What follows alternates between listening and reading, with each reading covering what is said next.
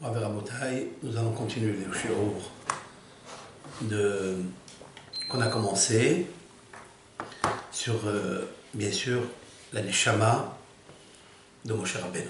Moshe Rabbeinu, qui est nommé dans le Zohar HaKadosh de la bouche de notre maître seigneur Tana Elaki, le docteur de la Mishnah Rabbi Shimon Ben Yochai, il nomme Moshe Rabbeinu comme Ra'ya Mehemna. Ra'ya, cela veut dire en araméen le berger de confiance, Mehemna.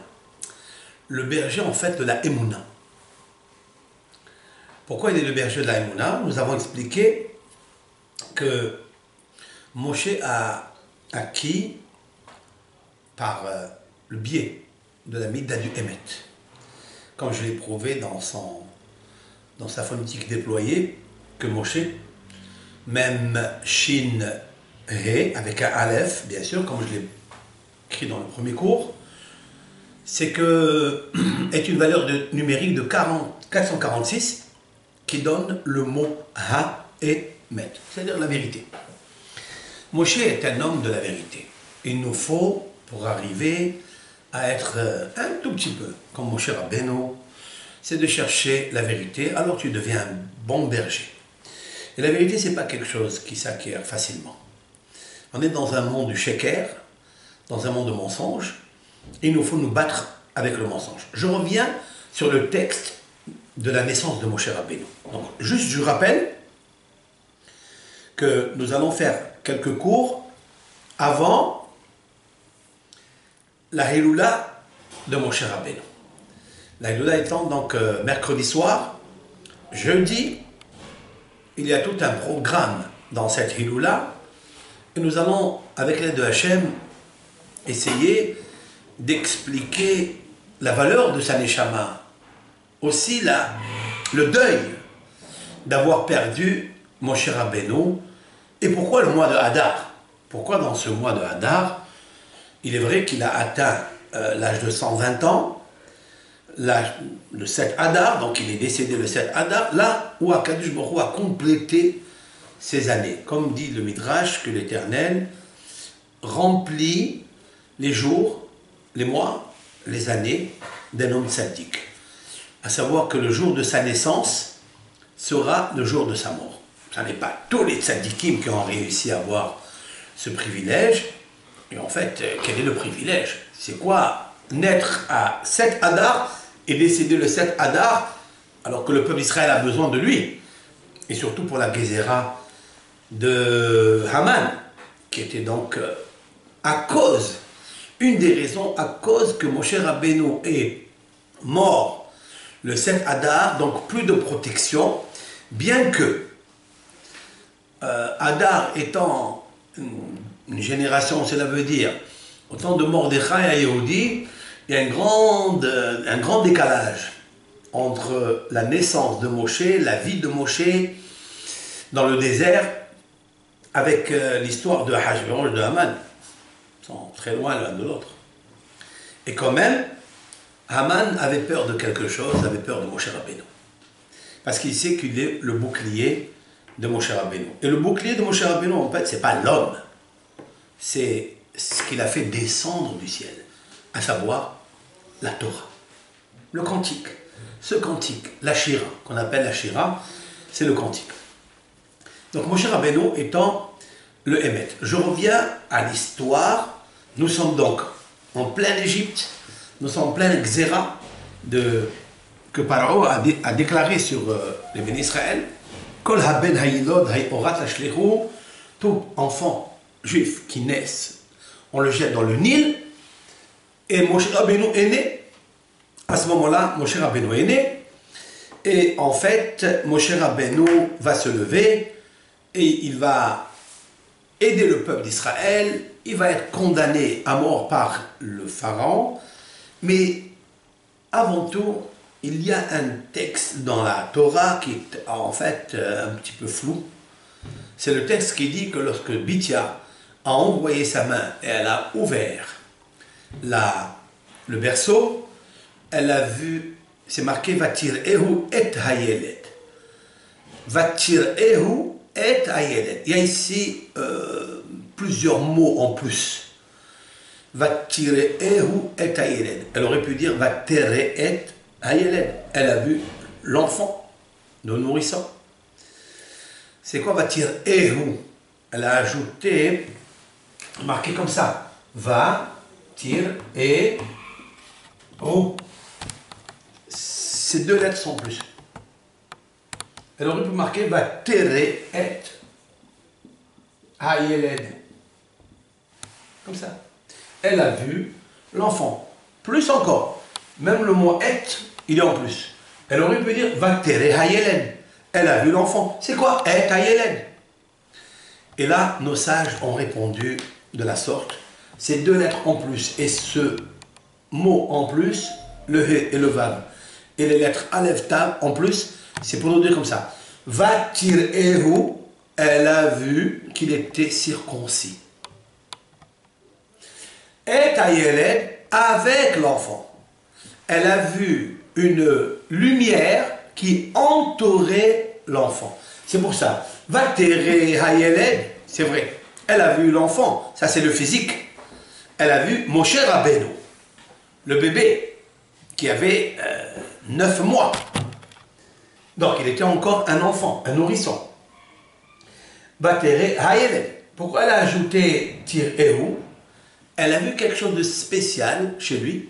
Il était circoncis. D'ailleurs, elle a dit, celui-ci, il est un enfant hébreu. Parce qu'elle sait que les enfants hébreux faisaient la circoncision. Donc elle a compris qu'il était mahoul, qu'il était circoncis. Et le mot et hayeled, c'est-à-dire quelqu'un avec l'enfant, qui est cette lumière qui couvrait l'enfant, Ra'ata aimo shechina. Elle a vu avec lui la shechina, à son âge. À son petit âge de 9 mois, la shechina est avec lui. Et la question de savoir pourquoi la Torah, elle nous décrit cela par un remèze, par une allusion, que Moshe Rabbeinu était un garçon circoncis. Et c'est là que je me suis posé la question, pourquoi Moshe Rabbeinu est né circoncis? Et en fait, quelle est une grosse question qui peut se poser, pourquoi Akadosh Baruch Hu a fait en sorte qu'il y ait ce qu'on appelle le prépuce qui pousse dans l'organe de procréation, dans la Brit Mila? Pourquoi il y a cette peau qui est ajoutée? D'où elle vient cette peau? Grâce à quoi elle vient cette peau? Ou à cause de quoi elle est là? Pourquoi elle n'est pas sur le nez? Pourquoi elle n'est pas sur l'oreille? Pourquoi elle n'est pas dans les orteils? Pourquoi elle n'est pas sur le doigt? Pourquoi elle est dans une partie du Brit, qu'on appelle en hébreu dans la mystique juive Yesod, qui est la 9e séphira. La 9e séphira, ce sont des attributs dans lesquels Akadosh Baruch Hu va restreindre sa lumière, ce qu'on appelle le tzimtzum, la restriction de la lumière de Dieu qui passe dans des canals, dans des canaux, qui passe dans des vêtements, dans des levushim, dans des kelim, dans des vases.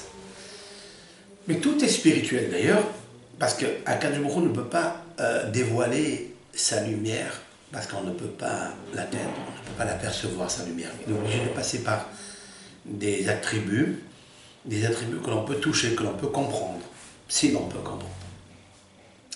Ça, il nous faut comprendre pourquoi. Donc, Moshe Rabbeinu est né circoncis. Il faut savoir pourquoi. Bien sûr, on va dire parce qu'il est kadosh, parce qu'il est saint, parce que c'est un homme pur, parce qu'il est né de Yocheved, qui était la grande Tzaddiket. Il est né de Amram, qui était le Gadol Hador, c'est-à-dire le grand de la génération. Toutes ces questions, en fait, ont une autre question. C'est que, en effet, Moshe Rabbeinu est né par un mariage qui, a priori, était interdit. Pourquoi? Parce que Amram avait, à la suite du mauvais décret, il avait divorcé Yocheved.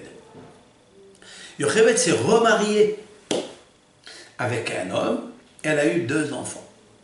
Les fameux Eldad ou Medad.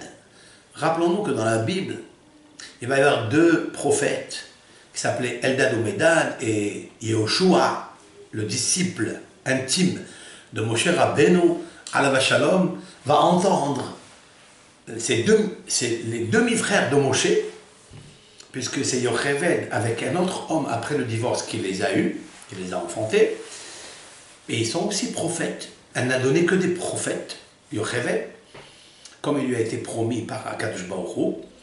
Il y a Aslahem Batim, quand elles ont sauvé les enfants hébreux, Akadosh Baruch Hu leur a construit des maisons.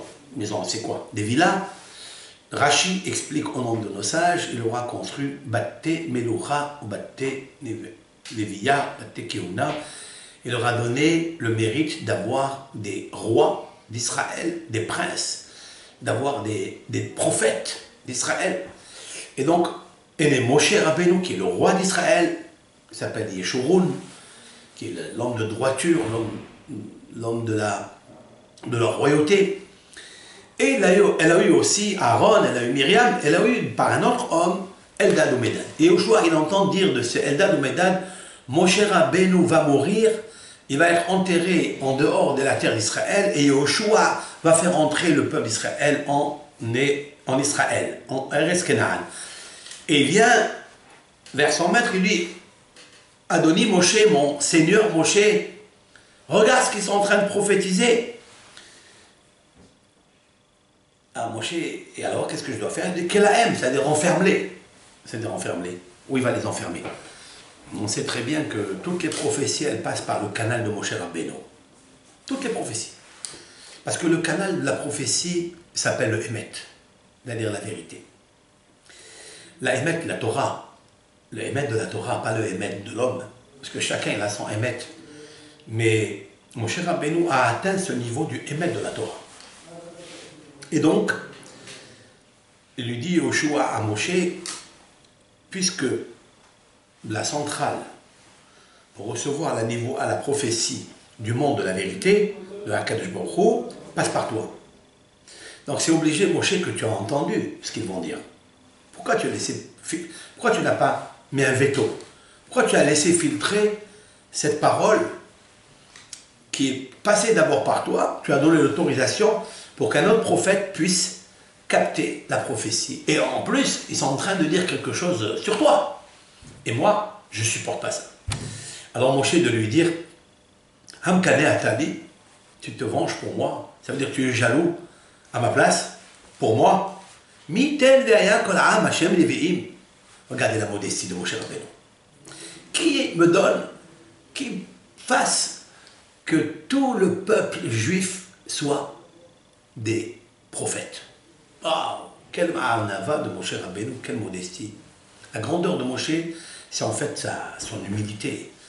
En fait, la vérité, quand on connaît la vérité, Ha'emet, comme je l'ai expliqué, Ha'emet, qui est la valeur numérique de Moshe, 446, dans sa phonétique déployée, Ha'emet, qu'est-ce qu'il donne? Il donne en fait un émetteur. Un émetteur pour capter la prophétie. Et pour avoir cet émetteur, il faut avoir l'humilité. Il faut avoir la hanava. La hanava. Je vais expliquer ça. Et en fait, le but de Moshe, c'est d'atteindre ça. D'atteindre le Emet. Torah Emet Natan Lanu. C'est ça. Akashim Baruch Nanu dans la Torah. Quelle est la preuve? Le prototype du Emet, c'est Moshe Rabbeinu. Et la preuve, lorsqu'on vient te dire, Moshe, il y a des gens qui sont en train de dénigrer ce que tu es, ça veut dire que tu vas mourir en dehors de la terre d'Israël, cela veut dire que Dieu n'a pas pardonné. Ça veut dire que Dieu, que tu as tout prié, comme on dit, on sait très bien que Moshe Rabbeinu, il a prié 515 prières, comme la valeur numérique Shira, comme la valeur numérique Tefillah. Il a prié 515 prières, il n'a pas réussi à obtenir le pardon de Hachem. Donc cela, c'est une pique, c'est une rousse de lui dire, tu sais, ils sont en train de prophétiser que tu vas quitter ce monde, tu vas rester en dehors des restes d'Israël, et moi, Yoshua, j'accepte pas comme ton élève qu'on me dise une chose pareille. C'est la grande Lachon Hara. Qu'est-ce qu'il répond, mon cher Rabbeinu? T'inquiète pas, mon fils, c'est Dieu qui fait les choses. C'est Dieu, que Dieu fasse que tout le monde y devient prophète. La halava de Moshe Rabbeinu. Et en fait, cette grandeur-là, il l'a acquise en Égypte. Maintenant, de devenir un homme aussi grand comme ça, hein, comment on peut comprendre ça? Alors qu'il est né par sa mère Yocheved, après qu'elle est divorcée, qu'elle s'était mariée avec un autre homme, et la Torah va nous dire, après bien sûr le don de la Torah, là nous sommes en Égypte avant le don de la Torah, mais avant le don de la Torah, comment Moshe Rabbeinu est né d'une mère qui est divorcée d'un père, qui s'est remariée avec un autre. Vous savez très bien que dans notre Torah, dans la Torah de Moshe Rabbeinu, c'est marqué que cette femme ne peut plus revenir avec son mari, son premier mari. Elle ne peut plus. Lorsque Réhouven, un exemple, divorce Rachel, elle est divorcée, tant qu'elle n'est pas mariée, elle ne s'est pas remariée, Réhouven il peut la reprendre et c'est une grande mitzvah de reprendre sa femme qui a été divorcée par lui. Tant qu'elle n'a pas été mariée avec un autre homme. Mais si un autre homme l'a prise, à plus forte raison qu'il a eu des enfants, mais même s'il s'est marié seulement avec elle, il ne pourra plus le premier reprendre la femme. Et ici, donc, a priori, c'est contradictoire.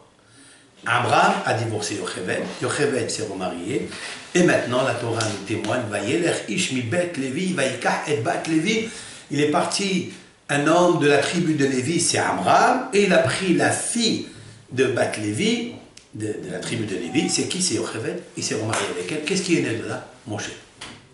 Incroyable. Ce que la Torah va interdire demain.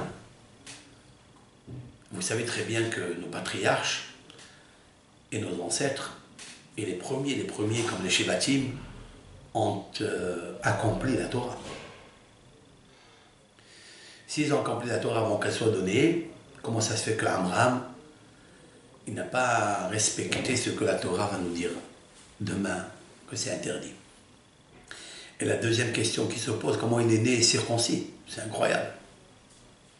Comment d'une union qui a priori a été interdite, il sort un enfant Maoul, et en plus, elle a vu avec lui la Shekhinah.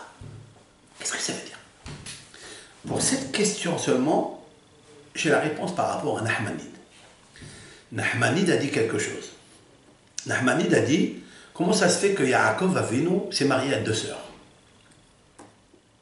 Il a pris Léa, Rachel, ce sont deux sœurs, les filles de Lavan, et Yaakov Avinu étant celui qui a respecté la Torah avant qu'elle soit donnée, comment il a pu prendre deux filles qui sont sœurs? Alors que la Torah va interdire qu'un homme doit prendre une femme avec sa sœur. C'est assourd. C'est la paracha qu'on lit dans le jour de Kippour, celle qui concerne les incestes, Giloui Arayot, c'est-à-dire l'adultère. La réponse qui a été donnée par Nahmanide, que les patriarches qui ont respecté la Torah seulement en Eretz Israël. Lorsqu'ils étaient en Eretz Israël, parce que l'Eretz Israël, c'est la pupille de Dieu. Eretz Israël, c'est la Kedusha, c'est la sainteté. C'est là où il y a le Beth Amikdash, à Jérusalem. Vous savez comment elle s'appelle Jérusalem en hébreu? Eir HaEmet. C'est la ville de la vérité. C'est la première fois que je vois ça, qu'elle s'appelle Eir HaEmet, comme c'est marqué dans le texte. C'est marqué comme ça, Shavti, voilà, c'est marqué dans un texte, Shavti, El Tzion, je vais retourner à Tzion, Veshachanti, et je vais résider, Betor Yerushalayim, à l'intérieur de Jérusalem, Ir HaEmet, la ville de la vérité. Vehar Hashem Tsebakot Harakodesh, la montagne de Hashem Tsebakot, le Seigneur des armées, Har HaKodesh, la montagne sainte, c'est-à-dire le mont Moria, là où a été construit le premier Beth Amikdash, le deuxième Beth Amikdash, là où Adam Arishon a offert son premier sacrifice, là où Abraham a sacrifié, a voulu sacrifier Yitzhak Avinu, où il y a eu la Akedat Yitzhak. C'est là, cet endroit s'appelle Ir HaEmet. Yerushalayim, Ir HaEmet. Si elle est Ir HaEmet, il faut qu'elle supporte le Emet, c'est la Torah. Les patriarches ils se sont dit comme ça. Ils se sont dit, on est en Eretz Israël, c'est la ville du Emet, la Torah elle est Emet. nous sommes obligés de pratiquer les mitzvot que le peuple d'Israël va recevoir après. Mais dès lors qu'ils étaient en galoute, dès lors où ils n'étaient pas dans les villes du Hémet, mais dans les villes du Sheker, dans les villes de la galoute, comme par exemple à Bagdad, comme par exemple à Babel, comme par exemple là où ils sont allés, le peuple d'Israël, l'air de tout ce qui est avir, c'est-à-dire l'air, le climat qui entoure les nations, les terres qui entourent les nations, c'est pas Eir HaEmet, c'est pas des villes de la vérité. Il n'y a que Jérusalem qui s'appelle Eir HaEmet. Pourquoi elle s'appelle Eir HaEmet? Je vais vous dire pourquoi. Parce qu'Abraham Avinu, Abraham notre patriarche, et Yitzhak Avinu, les deux, se sont donnés avec le cœur joyeux, le cœur plein, ce qu'on appelle Belev Shalem. Ils sont allés les deux ensemble. S'ils sont allés les deux, c'est ensemble. Comme c'est marqué dans le texte de la Hakeda, ils sont allés chez Nehem, les deux, Yahdav, ensemble. Mais chez Nehem, c'est les deux. Non, les gens, la réponse est, il y a beaucoup de gens qui marchent ensemble, mais ils ne sont pas un à côté de l'autre. Ils n'ont pas le même projet, ils n'ont pas le même programme. Pas du tout. On marche ensemble, c'est comme quelqu'un qui s'abrite autour d'un, comment on appelle ça, pavillon, parce qu'il pleut. Alors on se réunit tous là où il y a le bus, là. On se réunit tous là-bas, on est tous ensemble, on est 50 personnes, parce qu'il pleut. On ne peut pas dire parce qu'on est ensemble qu'on s'aime, qu'on est d'accord dans le même programme. Ça peut être un Allemand, ça peut être un Français, ça peut être un Israélien, et chacun il a ses idées. Ici, c'était pas comme ça. Ils sont allés les deux, Yahdav, ensemble, pour le même projet. Pour réunir quelqu'un, il faut un projet, il faut un programme, c'est toujours comme ça. Comme Moshe, quand il a voulu réunir le peuple d'Israël, il les a réunis autour du Shabbat, autour du tabernacle. Il leur a parlé du Shabbat et du tabernacle. Il faut un projet, il faut un programme, et c'est ça qui réunit. Quand le programme est la source de la véracité, du Hémet, les gens y suivent. S'il y a un sheker, s'il y a des gens, chacun essaie de tirer de son côté les choses, ça marche pas. Ça marche pas. Lorsque Yitzhak et Abraham sont partis à Yahdav, ensemble, vient le Sodi Razia, un des grands maîtres d'Allemagne, qui s'appelle Garmiza, Rabbi Eliezer de Garmiza. En Allemagne, il y a une ville qui s'appelle Garmiza. Il y avait un rabbin au XIIIe siècle, qui s'appelle Rabbi Eliezer, qui a écrit le Rokeah, qui a écrit Sodi Razia. Il a écrit plusieurs livres sur la Kabbale, plusieurs livres sur la Tefillah. C'est un pirouche dans la Gemara. Il a fait un pirouche, un commentaire sur le Talmud, les halachot, etc. Il vient et dit que chez Nehem Yahdav, valeur numérique Belevev Shalem. Ça veut dire quoi? Avec un cœur entier pour faire le service de Hachem Idbarach. Le Hémet. Akadosh Baruch Hu, il a dit qu'il faut se sacrifier pour lui. On est prêt à se sacrifier pour lui. C'est un test qu'il a fait à Abraham. Ça, quand la chose, elle prend l'ampleur, elle prend la grandeur, par la Messirut Nefesh, par la donation de soi, le sacrifice de soi, le don de soi, pour unir Akadosh Baruch Hu, ça c'est le Hémet. Depuis, Jérusalem, elle s'appelle Eir HaEmet. David HaMelech, c'est la ville de David HaMelech, Eir David. Vous savez, quand on ouvre les psaumes, qu'est-ce qu'on voit? On voit que la vérité. Et comment on voit la vérité dans les psaumes qu'a écrit David HaMelech? Comment on le voit? Pourquoi David HaMelech va donner naissance au Mashiach? Pourquoi? Parce qu'il dit la vérité. Et comment on dit la vérité? C'est quoi la vérité? Il dit la vérité parce que c'est très simple. La vérité, il l'a toujours dit, pas quand il est dans la gloire, comme parce qu'il est riche, ou parce qu'il a les honneurs, ou parce qu'on se prosterne devant lui. Non. La vérité, c'est quand il dit « Pardonne les fautes de mon adolescence ». Voilà ce que c'est de la vérité. Lorsqu'il va s'écraser devant un Kadosh Baruch Hu. Lorsqu'il va briser son orgueil, il va briser ce qu'il y a ici, les pulsions de son cœur. C'est quoi les pulsions du cœur d'un homme? C'est quoi? c'est l'amour de soi. Il s'aime tellement que c'est très difficile d'accepter un concurrent. C'est très difficile d'accepter une réprimande, une toraha. C'est très dur. David Amer, il a dit, qui est la personne qui veut me dire les tâches que j'ai dans mon âme? Je suis prêt à écouter. Ça, c'est l'homme de la vérité. Et qu'est-ce que dit David Ameler? Va'ani kirbat Elohim litov. Pourquoi je fais tout ça? Parce que David Amer, il a dit quelque chose. Et pour moi, Va'ani, ça veut dire Ani, c'est moi. C'est-à-dire à l'intérieur de moi, ma neshama. Kirbat Elohim, de m'approcher à Elohim, à Akadosh Baruch Hu, de le servir litov. Pour moi, c'est le meilleur. Pour accéder à cela, il faille passer par des embûches, il faille passer par des sacrifices, il faille passer par l'abandon des honneurs. Même si on vient, on le critique, on le rabaisse, on l'humilie, pour la gloire de Dieu, pour l'honneur de Hachem, il se tait. Et David Amelech était un homme fort. Contre les ennemis d'Hachem, c'est-à-dire les idolâtres, il n'avait aucune honte, aucune gêne. Il avait la force d'aller se battre pour accomplir la mitzvah d'anéantir l'idolâtrie. Mais d'un autre côté, tu vois David Amelech comme un mouton. Même pas comme un mouton.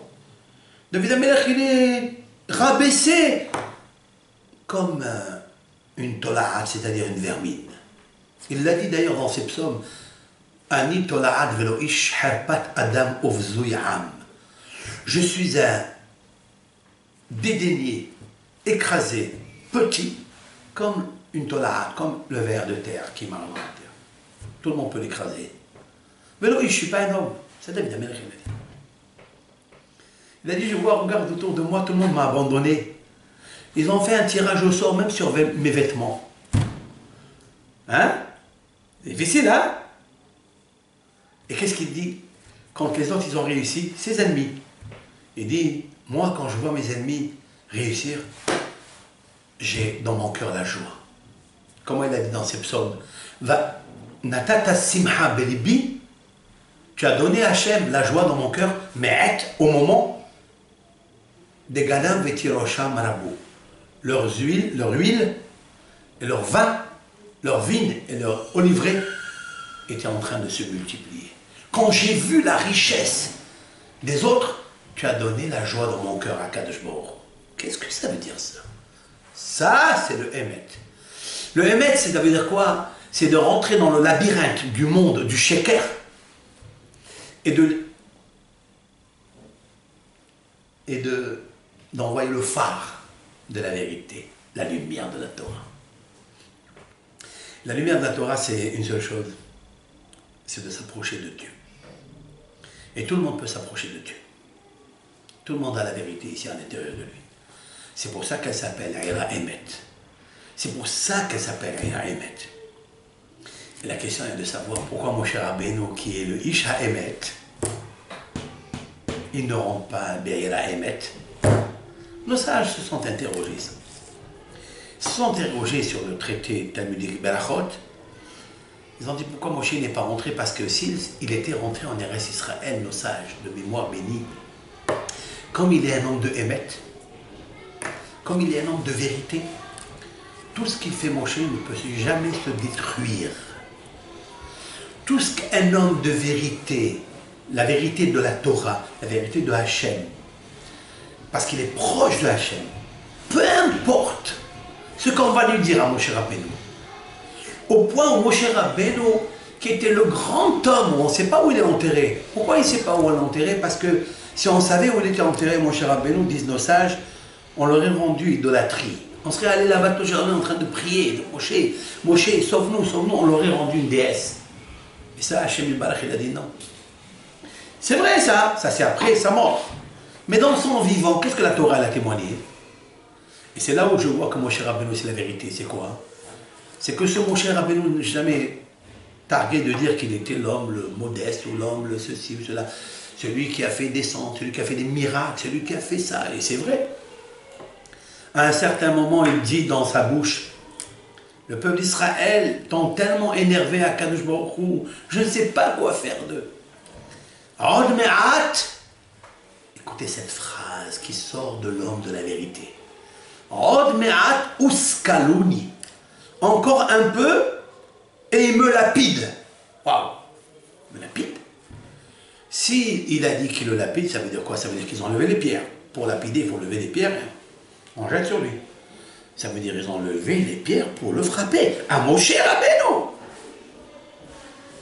Comment un homme aussi prestigieux, un homme aussi grand, un homme qui a incliné les puissances de la Avodah Zara d'Égypte, il a incliné le pharaon, il a rabaissé le malach, l'ange de Mitzrayim. Comment il, dans sa Torah qu'il a écrit, peut dire une chose pareille? Encore un peu, on me lapide, mais c'est honteux de dire une chose pareille, il fallait le cacher, il ne fallait pas le mentionner. C'est pour ça que la Torah, pour moi, je crois à 100%. C'est le même être qui d'un côté, il a fait des miracles, mais c'est le même être qui est resté à Anav et qui a marqué dans la Torah ce qui était réel, la vérité. Ça veut dire, la vérité, il voulait me lapider. Et ça, il faut que je le dise. Pour l'instant, ce n'était pas écrit. Et c'est Moshe Rabbeinu à l'âge de 120 ans. C'est ça qui me fascine dans cet homme qui est un ange, pur comme un ange. Il nous a écrit des milliards de secrets dans la Bible. Ne serait-ce que dans 304 805 lettres de la Torah. Des fleuves de connaissances, des fleuves, des puissances inédites dans notre Torah. Et je vais vous les dire tout à l'heure parce que je prépare la Ilouda de Moshe Rabbeinu. Je vais vous parler de cet homme-là. Eh bien, à l'âge de 120 ans, il leur dit, je ne peux plus rien faire pour vous. Mon âge est arrivé, je ne peux plus rien faire.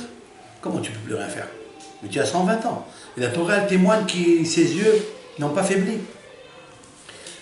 Sa lucidité n'a pas séché. Donc, qu'est-ce qui t'empêche de conduire le peuple d'Israël? Et en plus, qu'est-ce qui t'empêche de rentrer en Eretz Israël? Personne ne sait quoi que ce soit. Il leur dit, aujourd'hui, il est arrivé le moment où je dois quitter ce monde. Je ne peux plus rentrer en Eretz Israël, je ne pourrai plus. Pas rentrer en Eretz Israël. Parce que Dieu, il m'a interdit de rentrer. Monsieur, mon cher Rabbeinu, ne leur dis pas. Mais cache-le. Rentre. Qui t'empêche? Il peut rentrer. Vous savez, le libre arbitre existe. Un homme, il fait une avéra ou il ne fait pas une avéra, ça dépend de lui. Il y a toute chose, autre chose. La naissance de tel à tel, pourquoi il est né comme ça? Pourquoi? Ça ne dépend pas de lui. Il y a un programmateur en haut, un ordinateur, c'est lui qui décide, celui qui dirige tout. Mais faire le Shabbat ou ne pas le faire, consommer une avéra ou ne pas la consommer, ça dépend de toi. Et là, tu as la guerre. Est-ce que j'écoute ou j'écoute pas? Il y a une milhama kasha, il y a une guerre terrible. La guerre du Teva, la guerre de la nature, c'est dur. C'est très dur de lutter contre le Teva. Comme il a dit le Ramchal, le Mesilat Yesharim dans son livre, Le Sentier de la Rectitude.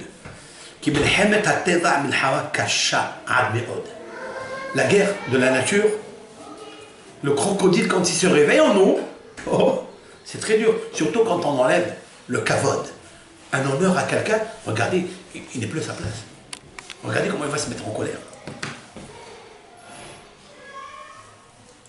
Mon cher Rabbeinu, il aurait pu leur dire, écoutez, rentre, personne ne le sait.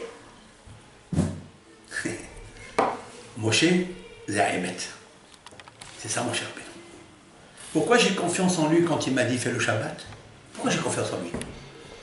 Parce que c'est un homme qui n'a aucun intérêt pour lui. S'il avait des intérêts, il aurait caché ce que le peuple d'Israël allait le lapider. Il serait rentré en Eretz Israël et personne ne le sait.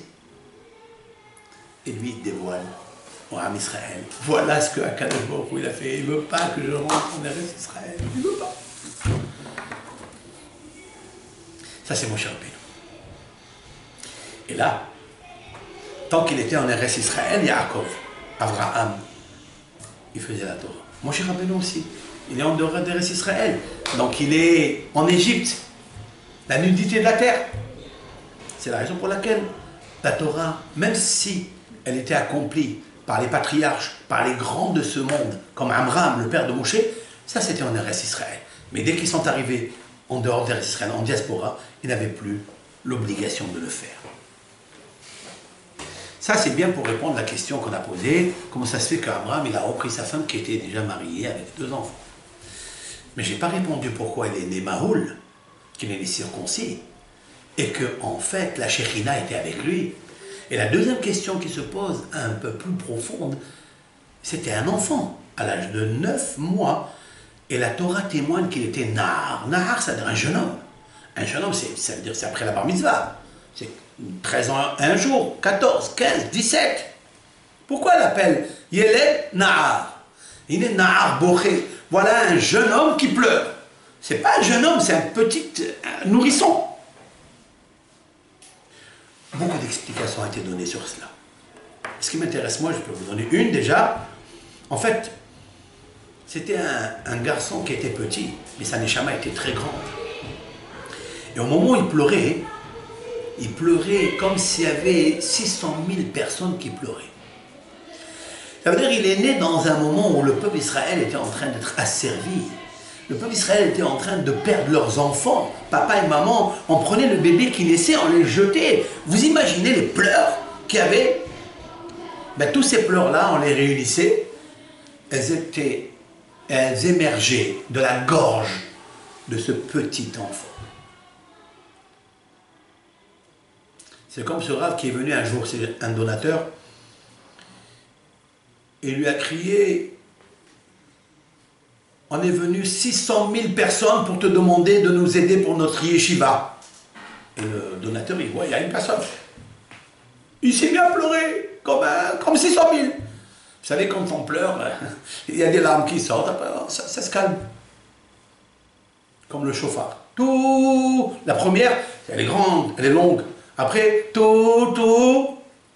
Après, tout, c'est des petites larmes. Et après, ça discontinue comme ça, des petits tout. Après, on s'arrête. Et lui, il a voulu s'arrêter sur rave. Il pleure. Il lui dit: oh, monsieur, qu'est-ce qui se passe? Il lui a dit: mais c'est pas moi qui pleure. Il y a les 600 000 que j'ai à la Shiva qui pleurent. Et ça sort par ma gorge. Lorsque Bithia, elle a vu cet enfant-là, il était circoncis. Il y avait la Shekhinah autour de lui. Et il pleurait comme un enfant. Elle s'est dit ça, c'est quelque chose de... C'est un sadique, ce garçon-là. D'ailleurs, il y a qui disent qu'elle était lépreuse, comme Rabbi Eliezer Agadok, dans son Pirkei Rabbi Eliezer. Elle était lépreuse, la fille de Paro, Bithia. Et quand elle a touché le berceau, ne serait-ce que le berceau de Moshe, elle a guéri. Elle a dit: celui-là, c'est un sadique. Je veux le garder comme enfant, il va me protéger. Et c'est pour ça que c'est incroyable. Pourquoi? Ha-Emet. Comme j'ai expliqué dans le premier cours, Ha-Emet. Moshe, la valeur numérique Moshe, c'est-à-dire même, Shin, Yud, Nun, He, Aleph, ça donne 446 valeurs numériques Ha-Emet. Moshe, à sa naissance déjà Ha-Emet. Maintenant, je vais vous dire quelque chose. Nahar, c'est plus profond que ça. Si vous prenez là, le mot Nahar, ça c'est Nahar. Vine Nahar Boché. Moshe est considéré comme un nourrisson, mais c'est un jeune homme qui pleure. Nahar. Vient le Midrash Agada, un des recueils des docteurs de la Mishnah, même de la Gemara. Ils nous disent que Nahar, c'est l'acrostiche, les initiales. Il avait 3 qualités incontournables. Et là, on l'a vu dans le berceau déjà. Quoi? Le nom, c'est Ne'eman. Ne'eman, ça veut dire fidèle. Fidèle à Akadosh Baruch Hu. Fidèle à son peuple. Il est fidèle à Akadosh Baruch Hu parce qu'il n'a jamais ôté d'un iota une lettre que Akadosh Baruch Hu lui a dit: tu enseigneras comme ça. Tu enseigneras comme ça. Il a enseigné, il n'a pas ajouté, il a enlevé, il n'a pas diminué pour le plaisir du verbe. Comme font plusieurs traducteurs. Quand le Rav il parle, on traduit pas la même chose parce que traduire c'est trahir. Moshe Rabbeinu, il a expliqué au peuple ce qu'il a entendu au Mont Sinaï. Il n'a jamais dérogé à aucune parole de Hachem. Ça c'est la grandeur de Moshe Rabbeinu. Neheman, d'ailleurs Dieu va lui conférer cela, ce diplôme. Il lui a dit, Bechol Beti Nehemanu, lorsqu'il s'adresse à Myriam et à Aaron, le frère et la sœur, le grand frère, à Aaron, qui ont parlé de la médisance de Moshe Rabbeinu. Et Hachem les réunit les trois et fait un reproche à Aaron et à Myriam, pourquoi vous avez parlé de mon serviteur Moshe? Serviteur Moshe. En fait, il est serviteur de quoi? Neheman. Bechol Beti Nehemanu, c'est l'homme de fidélité. Dans toute ma maison. Ma maison, ça veut dire dans le monde, dans l'univers entier, on ne trouvera pas un homme comme Moshe Rabbeinu. Ça, c'est Neheman. Le Aïn, c'est Anav. Anav, ça veut dire modeste. Je vais donner un petit aperçu de ce que c'est que le mot Anav, la modestie de Moshe Rabbeinu. Et je vais vous dire quelque chose, ce mot Anav, j'ai fait exprès de l'écrire comme ça. Aïn, Nun, Vav. Alors que dans toute la Torah, le mot Anav s'inscrit avec un Yud ici. Mais là, je fais exprès d'enlever le Yud, parce que la Torah, elle a fait exprès de retirer le Yud quand elle a marqué cette phrase magique. Ish Moshe Anav Me'od. Et l'homme Moshe était un homme modeste, mais Kol Adam Asher Al Pene Adama, de tous les êtres humains qui vivent sur la terre. Vous allez me dire, peut-être c'est lui qui l'a écrit, il a fait exprès de se targuer, de se donner des diplômes, de dire, moi, je suis la Anav. Moi, si c'est vrai, il a qu'à le marquer avec Yud, pourquoi il lui a enlevé le Yud? Et la deuxième chose, je viens de vous dire que ce même Moshe qui a dit qu'il était Anav, c'est le même Moshe qui se met en colère des fois. Quand il parle au peuple qui demande de l'eau, il leur dit, pourquoi vous avez fait ça? C'est le même Moshe qui a pris les tables de la loi, qui les a brisées. Et Dieu lui a dit, Hazak Obalour, tu as bien fait de les briser. Ce seul Moshe qui s'est disputé avec les bergers qui ont embêté celle qui allait devenir sa future femme, Sipora. Lorsqu'elle est allée puiser de l'eau et les bergers les ont empêchés, et Moshe s'est marqué, Vayakom Moshe Vayoshian. Et Moshe s'est levé, il les a protégés. Il dit, tu es toi. Tu es Anav ou tu es pas Anav? Tu es humble? Si tu es humble, alors reste de côté. Quand tu le mets.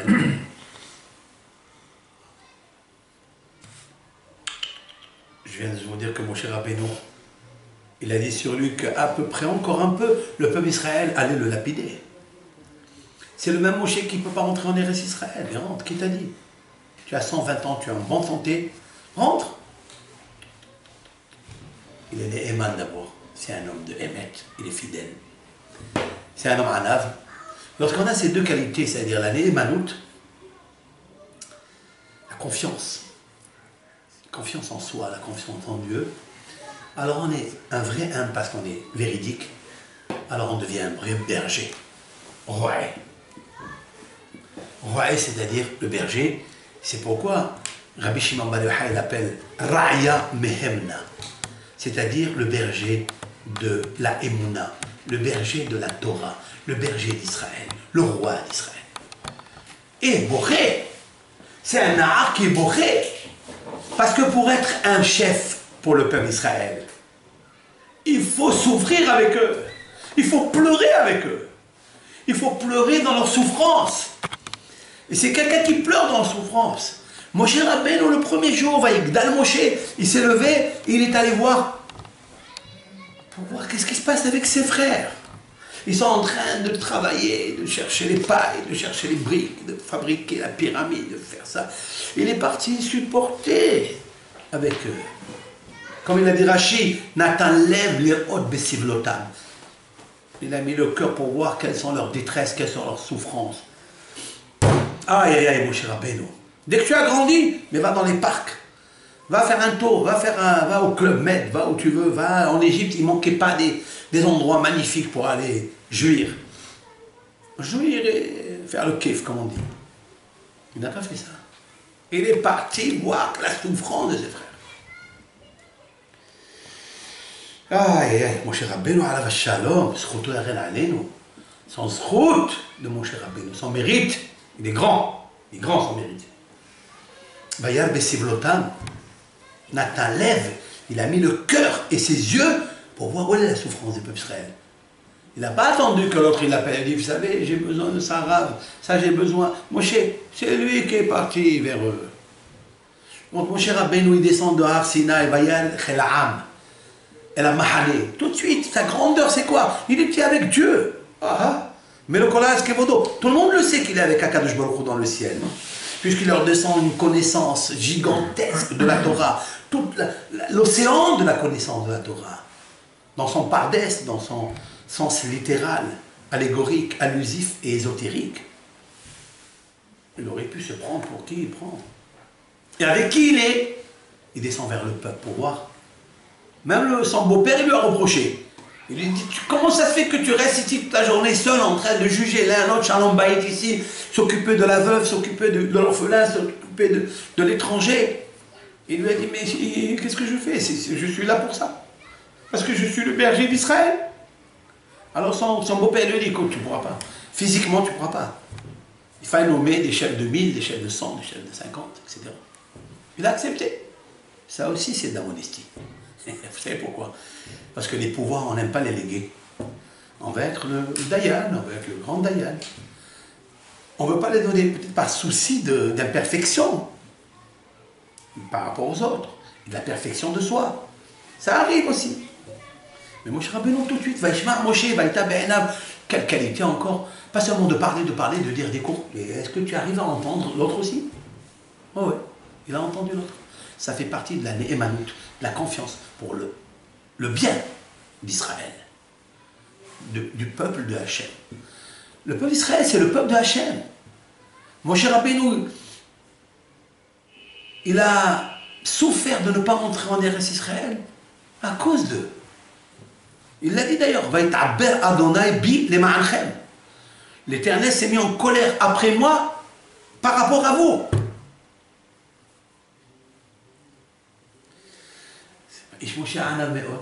Celui-là, il peut devenir Ra'ya Me'emna. Il peut devenir le berger d'Israël. Comme David Ameler. Comme tous les Mashiach, Be'azat Hashem. Melech HaMashiach, il viendra. Maintenant, la question est, je reviens, et je termine avec ça. Comment il est né circoncis? Alors, un jour, j'ai fait un cours, une émission à la radio, Remez, il y a une dizaine d'années, puisque grâce à Dieu, ça fait 29 ans que je pratique ce cours tous les vendredis, avec l'aide de Hachem. Merci à ma femme, qui est en train de s'occuper dans le Kodesh HaKodashim à la cuisine pour préparer le Shabbat, parce que les femmes qui préparent à la cuisine, c'est pas un métier qui est Hazvé Shalom, déshonorant, c'est un métier de... C'est grâce à elles qu'on goûte les plats de Shabbat, Ta'anouk de Shabbat, et elle est là, debout, en train de faire le pain, en train de faire le poisson, en train de trouver les meilleures recettes pour trouver le Hanek Shabbat. Quel zérout, quel mérite! Quel mérite toute la semaine, depuis dimanche, qu'est-ce que je vais acheter pour ça? Qu'est-ce que je vais faire pour Shabbat? Qu'est-ce que je vais faire? Chaque jour, l'Ichbot Shabbat Kodesh, quel mérite! Et moi, je suis aussi israélite. Moi aussi, j'ai ma femme qui s'occupe. Mais elle me laisse, et je vais à la mission de la radio pour faire cette émission pour l'Am Israël. Il a dit, Rabbi Akiva, tout ce que j'ai, c'est à elle. C'est grâce à ma femme. C'est ça, c'est le Hémek. On ne dira pas assez de mots pour dire des choses comme ça. Et en fait, il nous faut savoir que j'ai dit quelque chose au nom de un des grands maîtres, arrière-grand-père du Rav Hida, Rabbi Avraham Azoulay, dans son livre Hesed Avraham, un grand kabbaliste, très grand maître en Torah. Le Rav dit la chose suivante. En fait, le prépuce qui pousse dans l'organe génital, dans l'organe de procréation, Celui qu'on voit à Brit Mila, qu'Akadosh Baruch Hu nous demande à 8 jours de couper, d'enlever, et qu'il prenne ce prépuce-là et le jette dans un petit bac avec du sable. On le jette là-bas, etc. Pourquoi on le jette dans le sable? Qu'est-ce qu'il y a? Après, c'est sûr et certain que le Moël, il va donc couper le morceau et il va retourner la peau vers le gland. C'est tout. C'est extraordinaire. Qu'est-ce que ça veut dire ça? C'est quoi? Pourquoi Akadosh Baruch Hu il a fait pousser ça? C'est Hachem qui a fait pousser, non? Si c'est Hachem qui a fait pousser ce petit morceau qu'on appelle le prépuce à un moment propice, il nous faut savoir pourquoi il y a des enfants qui naissent maoul, c'est-à-dire circoncis, et ils n'ont pas ce prépuce. Où est la puce? Il faut comprendre où est la puce. Alors le Rav dit quelque chose de magnifique. Écoutez bien. La Torah aujourd'hui, on peut l'enseigner. Aujourd'hui, comme la Torah nous dit des choses, elle n'a pas honte. Parce qu'elle est à émettre. Elle est la vérité. Il a dit comme ça. Il dit en fait, ce prépuce, il ne pousse pas par rapport à Hachem. Ce n'est pas Hachem qui lui l'a poussé. Parce que l'autre Hachem, il a mis dans la nature que les pommes, un arbre de pommes, il donne des pommes, il ne donnera jamais des poires. Parce que Hachem, il aime la nature. Hachem, c'est Elohim. Elohim, ça veut dire la force de toutes les forces du monde. Et toutes les natures que nous trouvons ici, on dit Dieu se cache derrière la nature. Donc il est naturel. Dieu est naturel. Le L, c'est Hachem. Il dirige la nature. La carotte ne peut pas donner le navet. Alors pourquoi Hachem il a fait une différence entre les nourrissons? Un il naît avec le prépuce et l'autre il n'est pas avec le prépuce. Pourquoi? En fait, le prépuce il vient à cause de l'homme et de la femme. C'est au moment de la conception. Plus le désir charnel est fort et plus le prépuce est grand. Vous écoutez ce qu'il dit? C'est tellement fort, tellement vrai. C'est extraordinaire. C'est extraordinaire. Le désir charnel, Akadosh Baruch Hu l'a créé. Hachem a créé ce désir, sinon on n'aurait pas cet enfant. Dit les Mefarshim. Hachem, il a créé l'amour entre l'homme et la femme. Bien sûr, avec la pudeur, avec la tzniut, comme les lois de la Torah. Après le mikvé. Et si la conception elle est faite avec la kedusha, avec la tzniut, à ce moment-là, le brit, cet organe, n'aura pas de prépuce. Mais comme il y a le nahash à l'intérieur de l'homme, c'est le nahash qui a créé la orla. Comment s'appelle la orla? C'est le prépuce. Regardez comment on écrit orla. Et suivez-moi dans ce cours parce que j'ai besoin. C'est quoi un orla? Orla, c'est ça. Pour bien expliquer, cette partie-là, elle s'appelle orla. Il existe une loi dans la Torah. C'est la première loi de la Torah qui dit au peuple d'Israël, quand vous rentrerez en Eretz Israël, et vous allez planter des arbres fruitiers, il vous faut considérer l'arbre incirconcis, interdit, par la thème orlato et pirio. Orla, cela veut dire le poison. Considérez pendant 3 ans, tu ne touches pas aux fruits de l'arbre. Tu ne touches pas. Pourquoi? Parce que le temps que le fruit soit bon, avec des vitamines, qu'il ne soit pas empoisonné, il faille laisser 3 ans l'arbre perdre sa matière séminale. Écoutez bien ce que je vous dis.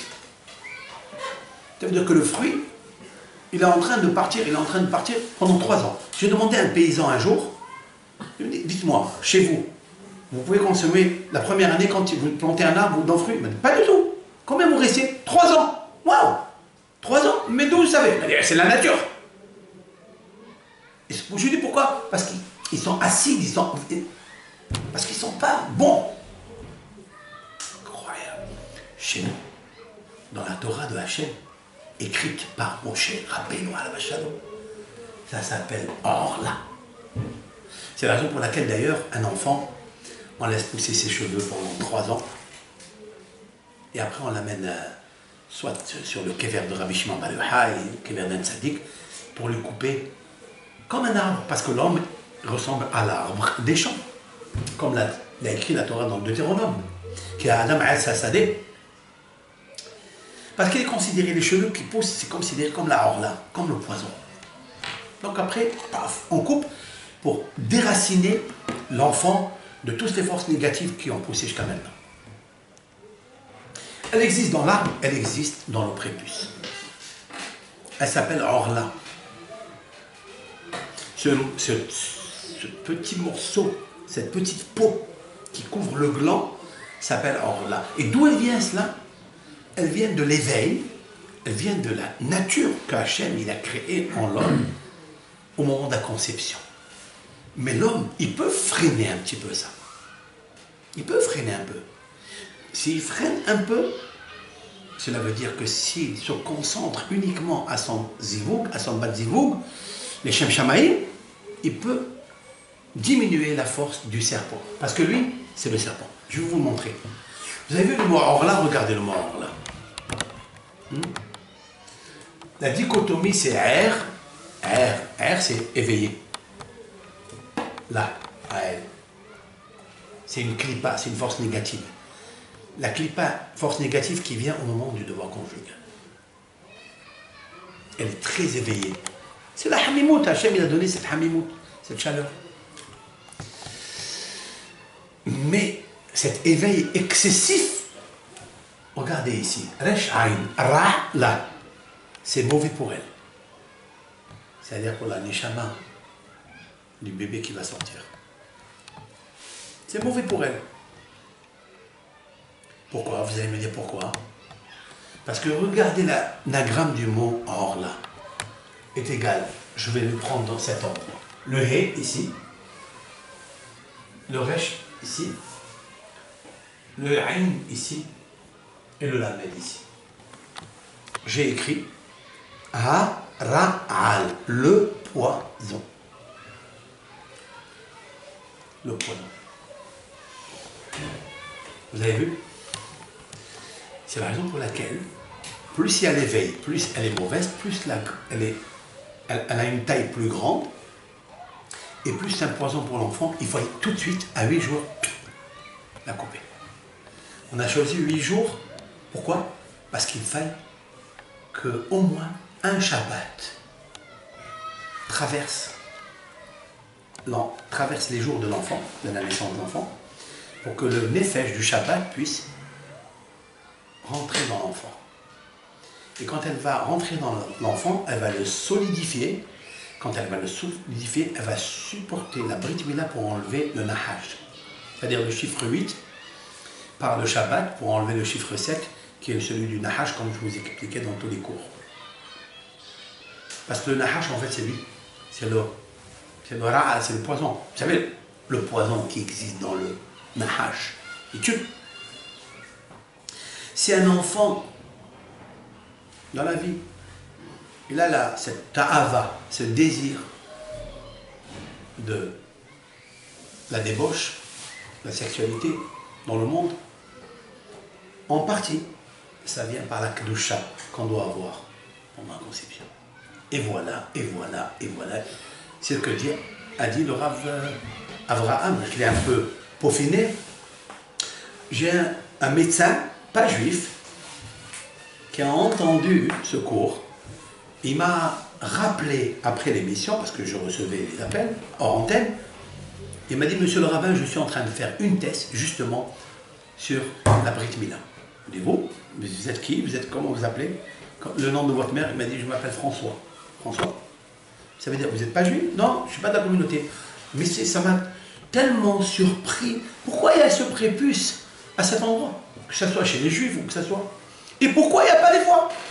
S'il connaît un peu les communautés, il a entendu ce pirouge de Rabbi Avraham Azoulay, il est subjugué. Subjugué. Il m'a dit, je vais vous citer dans la thèse. Je dis, oh non, dites au nom de Rabbi Avraham Azoulay. Il m'a dit, je cite. Vous avez vu? Maintenant, revenons à notre cours. Moshe Rabbeinu, où il naît? Là où il y a le poison de la débauche. Là où il est en Égypte, qui s'appelle Arvat Haaretz, la nudité de la terre. Mais avec la nudité de la terre, Moshe Rabbeinu, il va devenir quoi? Tzadik, Gaon. Et c'est ça que Bithia, elle s'est rendue compte, alors qu'elle était lépreuse, d'après Rabbi Eliezer Hagadol, d'après Rabbi Shimon ben Yochai. Non, elle n'était pas lépreuse, juste elle est descendue pour retirer d'elle l'idolâtrie, parce que c'est un pays d'idolâtrie. Et quand elle a touché, ne serait-ce qu'elle a touché le berceau de Moshe Rabbeinu, elle a guéri, elle a senti une pureté. Mais attendez, mais c'est encore un enfant. Alors je vais vous dire pourquoi. Parce qu'en fait, il n'avait pas la horla. Maintenant, vous allez me dire, mais comment ça se fait que lui n'avait pas la horla? Je vais vous dire pourquoi. Moshe Rabbeinu, il est né quand? Il est né lorsque Amram s'est séparé de sa femme, Yocheved. C'est vrai. Pourquoi il s'est séparé? Parce qu'il a dit, chaque enfant qu'on va avoir, on va le jeter dans le Nil. C'est interdit, c'est assourd. Ça veut dire on va provoquer. Il y a une mitzvah de procréer, ok. Mais si procréer pour tuer, ça n'a pas de mitzvah. Elle était d'accord avec lui, ils se sont séparés. Elle est venue Myriam. Myriam, elle est venue, elle a dit à son père, papa, ton décret, il est plus grave que celui du pharaon. Pourquoi? Le pharaon, au moins, il a dit que les filles qui naissaient, il les laissait en vie. Toi, tu as tué aussi des filles. Mais peut-être que ça sera une fille. Quand Abraham il a entendu cela, eh bien, immédiatement, il a repris sa femme. Alors je vais vous demander, chers frères et sœurs, Abraham, il prend une femme qui est Yocheved. Vous imaginez que pendant la conception, pour procréer, vous imaginez qu'il va avoir du plaisir, un grand plaisir. Alors qu'il sait que peut-être c'est un garçon, qu'on va le prendre, on va le jeter. C'est sûr et certain que Abraham, il a fait mamash, les shem, shabbat. Il n'y avait pas le nahash avec lui. C'est sûr et certain. Donc il n'y avait pas le taux de plaisir et de désir qui crée normalement la horla. Voilà pourquoi Moshe Rabbeinu est né circoncis. Vient le Gaon Ben Ish Chai, Alav Shalom. Il demande une grosse question. Et voilà qu'on voit des jeunes juifs. Écoutez bien ce qu'il dit le Gaon Ben Ish Chai, je ne dis pas mon nom. Mais la Torah doit desservir tout le monde. Il faut dire les vérités comme elles sont. Et le Gaon Ben Ish Chai a dit quelque chose de magnifique. Il a dit, nous trouvons des couples que des fois ils ne sont pas religieux, ils sont loin de la religion. Le mari, il ne fait pas Shabbat, il est perdu. Comme beaucoup qui sont perdus dans l'exil. Ils ne mangent pas cachère. Dans les restaurants, les trois gros. McDonald's, tout ça. Les pauvres. C'est à cela que je parle.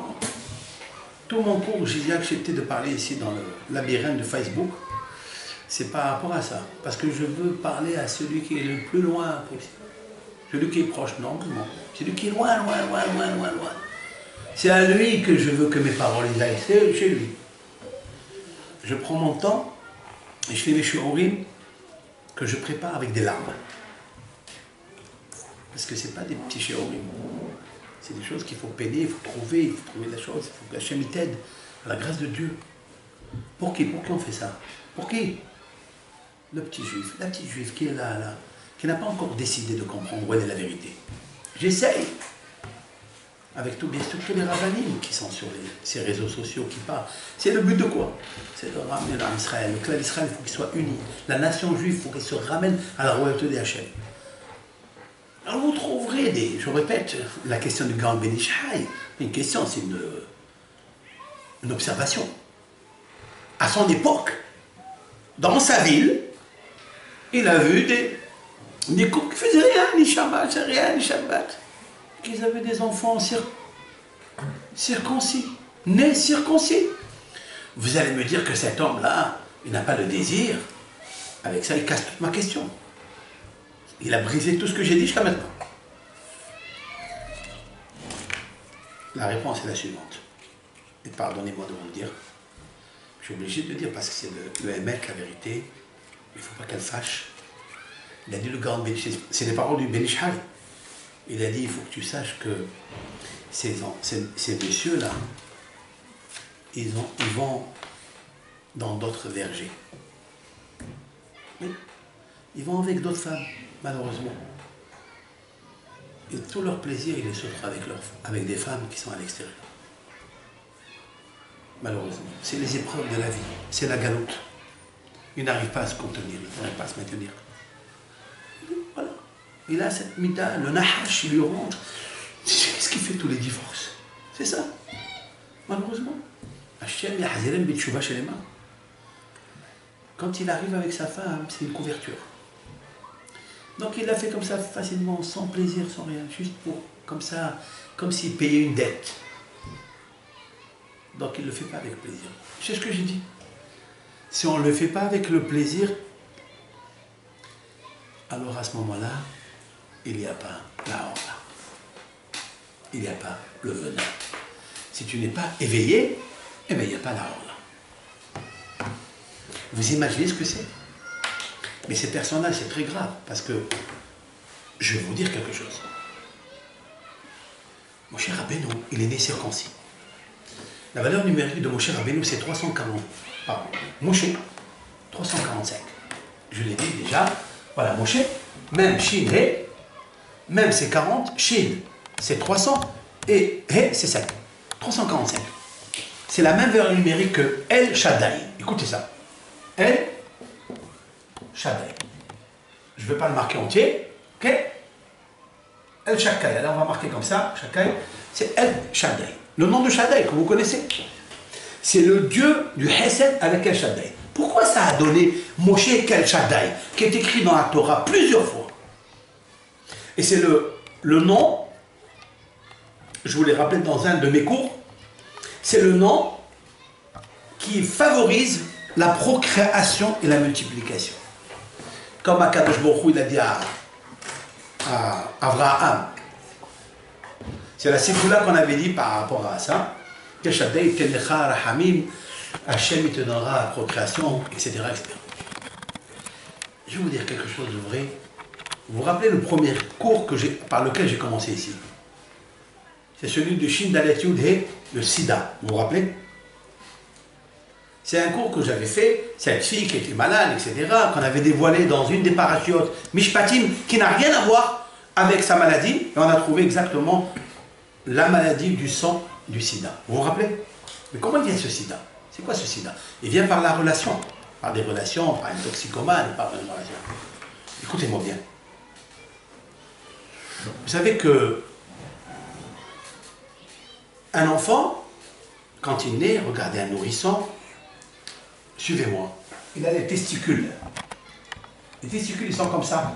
Akadosh Baruch Hu, Hachem, je vous le dis avec toute la pudeur qu'elle mérite, les testicules sont ça. C'est là où descend de là, c'est-à-dire du cerveau, descend des lasers électriques qui passent par ici, qui passent par la tête, par la sagesse, par l'intuition, l'intelligence, passe par la connaissance. Ici, passe par les épaules, par les mains, ils passent par le dos, qui sont les vertèbres, ils vont aller jusqu'aux testicules. C'est là la poche qui va recevoir cette électricité. Ça s'appelle les mouhin dans la Kabbale. Ils vont se fabriquer, ils vont devenir matière séminale. C'est vrai? Mais il a de vous dire ça. Après le bébé, je parle du bébé, hein. Après le bébé, quand il naît, comme Moshe, elle a vu qu'il était circoncis. Et après, il y a la verge. Elle est là. La verge. C'est la création de Hachem, c'est l'organe de procréation, la verge. Mais la verge, elle est fermée. Il y a ici le prépuce, ici. Il est fermé. C'est comme un médecin qui explique les halakhot de la vie, les organes génitaux. gynécologue. La Torah nous donne l'autorisation de le faire pour expliquer certaines choses très importantes dans la Torah. Vous trouverez ici, verge, il y a le gland. On va dévoiler le gland. Avant le dévoilement du gland, donc le prépuce il cache le gland. Qu'est-ce que c'est ça? Vous avez le shin. Vous avez le shin? Le shin. Ok. Après vous avez le dalet. Le shin et le dalet, c'est le shed, le démon. Waouh! C'est un démon! D'ailleurs, tout le problème sexuel, c'est quoi? C'est la démence. Il faille casser, briser. Tant qu'un enfant est né, avant le brit, voilà pourquoi une femme juive, une famille juive, dès qu'il naît un enfant, elle attend la villa, elle attend le brit. Pourquoi? Elle ne le sait pas. Il ne fait que pleurer cet enfant. Parce qu'il est shed. Il a une notion, une description de shed. Parce qu'il n'est pas encore... On n'a pas dévoilé. On va dévoiler quoi? Quand on a le prépuce, on le coupe. À ce moment-là, ça devient... Le Yud. Ça devient Shaddai. Ça devient le nom de Hachem.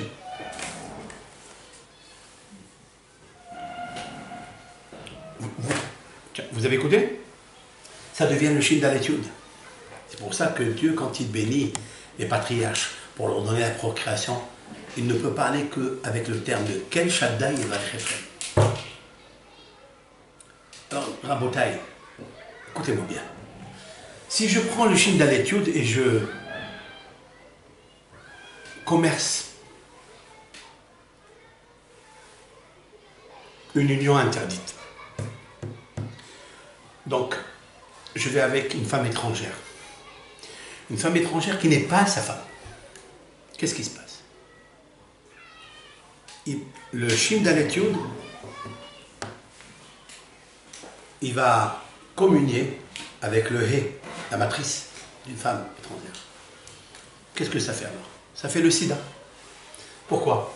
Parce que vous avez le Shin, Dalet et Yud, et le He. Ça fait Shin, Yud, Dalet, He, Sida. Voilà d'où il vient. Pourquoi? Comme j'ai expliqué, il y a le Ra'al. Parce qu'il y a le poison. Le poison, il va pénétrer dans les deux. Et voilà pourquoi, même chez nous, les religieux, chez nous, les Am Israël, qui faisons attention d'être fidèles avec nos épouses, avec nos époux, combien il fallait faire le mikvé, d'enlever la nida, d'étudier les lois. Les femmes doivent aller chez des rabbaniotes pour étudier la loi de nida. Toutes nos sœurs doivent comprendre combien de mitzvahs, le nida, le mikvé, de connaître les lois. Pourquoi? Parce que, en effet, si on n'enlève pas ce poison-là, c'est grave. Le venin, il va de partout. Et c'est ça le péché originel. Si vous voulez comprendre le péché originel, c'est celui qui existe jusqu'à aujourd'hui. C'est celui qui traîne dans les rues. C'est ça le péché originel. C'est ça ce qu'elle a causé Hawa. Quand on dit qu'elle a impurifié l'homme, c'est pour ça qu'il faut offrir la halal. Quand on dit qu'il faut éclairer l'homme parce qu'il faut allumer des bougies, mais c'est ça. Cela veut dire que le Shin Dalet Yud doit être propre. Il y a ce qu'on appelle le P53. Dans la médecine aujourd'hui, ils ont remarqué que tous les enfants qui sont circoncis, il y a comme une protection de cet enfant-là. Il y a comme un frein au bout du gland, parce que si on laisse le prépuce, il est un vecteur, exciteur, comment on va dire ça? Exciteur, excitant, d'accord? La luxure. C'est incroyable. La Torah, elle est émette. Et c'est pour ça que Moshe Rabbeinu, il est né Maoul. On continuera avec l'aide de Hachem. Demain, si Dieu veut, ou ce soir, peut-être avec mes élèves, et Azat Hachem, je voudrais parler de Moshe Rabbeinu, de la Héloula, de parler aussi du qu'est-ce que nous a laissé mon cher Rabbeinu pour être sécurisé?